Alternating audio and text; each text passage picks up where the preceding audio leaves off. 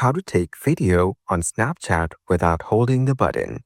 To get started, first of all, open up the Snapchat application on your phone. You will then be taken to the camera screen on Snapchat.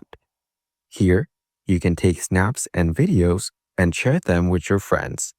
Begin recording a video by holding down the record button at the bottom of the screen. After a couple of seconds, a small lock icon will appear next to the record button.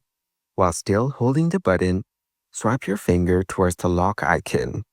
Once the recording is locked, you can release the button and Snapchat will continue recording hands-free. This way, you can record long Snapchat videos without having to hold the button.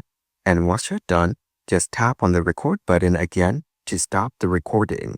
So, by following these simple and easy steps, you can go ahead and take a Snapchat video without holding the button.